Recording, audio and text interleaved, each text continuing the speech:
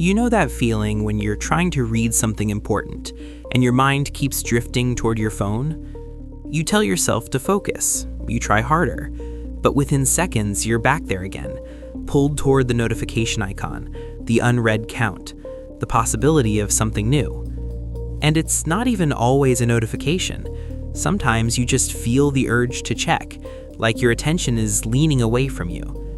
That's the part that feels personal, like it means something about your discipline, your character, your self-control. But here's what makes it worse. The more you blame yourself, the heavier it gets, because you're treating it like a moral failure when it's actually a biological reflex. You're not distracted because you're weak. You're distracted because your attention is doing exactly what it evolved to do. We like to think attention is choice, but it isn't. Attention isn't choice, it's prediction. Here's the core idea.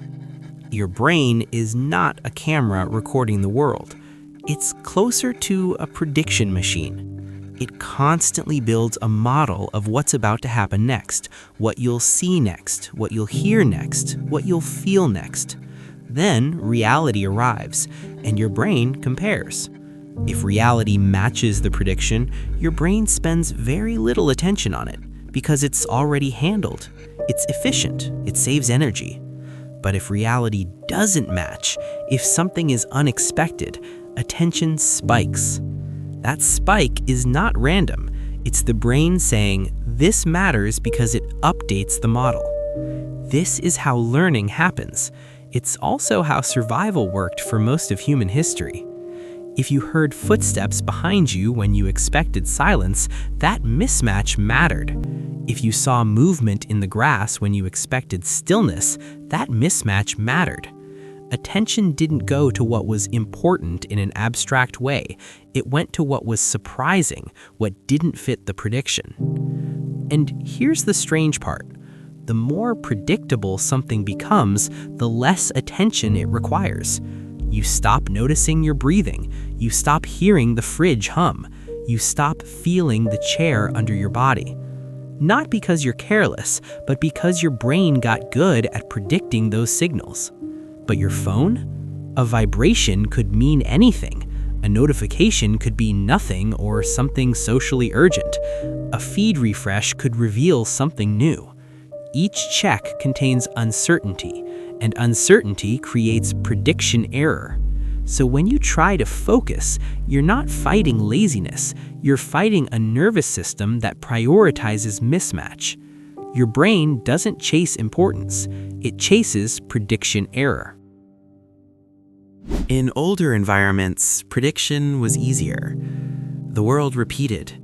You saw the same faces, the same paths, the same rhythms of day and night, the same limited set of changes. So attention had space to settle. But modern digital life is built differently. It doesn't rely on stability. It relies on controlled surprise. Not chaos, not randomness, just enough novelty to keep your prediction systems slightly unsettled. Think about what your phone actually delivers. Feeds don't show the same sequence twice. Recommendations shift. Notifications arrive at irregular times. Even your inbox reorders itself. It's not random, it's tuned. Because predictable content gets ignored. And platforms learned something very precise. The human brain pays attention to almost familiar things that contain a small twist. That's the sweet spot. Close enough to feel relevant, different enough to feel new. Now add AI. Recommendation systems don't just guess what you like. They test what makes you pause. They learn your timing, your curiosity triggers, your emotional hooks. Language models generate endless variations of new. Content generators can remix the same topic in 1,000 different ways. Ad systems can adapt faster than your brain can stabilize. This isn't a villain story, it's an optimization story. These systems compete for attention, and attention is allocated through prediction error. So the pressure isn't that life is louder. The pressure is that your environment is now engineered to keep producing small mismatches, tiny disruptions, micro surprises. And when those arrive all day, every day, your attention system doesn't get closure. It stays open. This is where the fatigue comes from. Not from thinking too much, not from being weak, from a system that never gets to finish predicting. When small mismatches arrive constantly, your brain can't build a stable model of the world. It keeps updating, it keeps scanning, and scanning is expensive. Over time, this creates a specific feeling. You sit down to do one task, but your mind feels split. Part of you tries to read, part of you waits for interruption. You start checking before anything happens.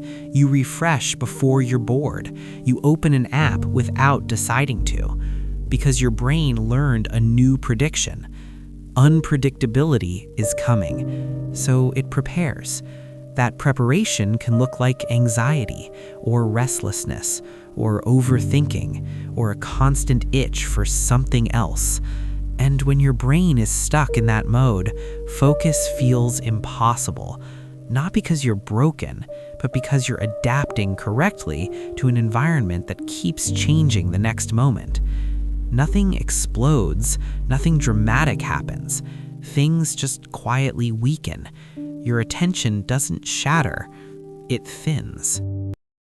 So here's the shift.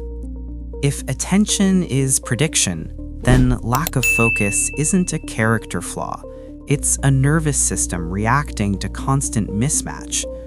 Your attention isn't failing, it's being pulled again and again by what violates your predictions. And modern systems are designed to keep doing that. Understanding this doesn't magically fix your habits. That's not the point. The point is what it removes: the guilt, the self-hate, the idea that you're defective. Because once you see the mechanism, you stop asking, "Why can't I focus?" as if focus is something you should be able to force, and you start asking a calmer question: what keeps interrupting my predictions? Not what's wrong with me, but what is my brain responding to? Attention isn't just what you aim, it's what gets shaped. And in a predictive brain, the world doesn't just distract you, it trains you.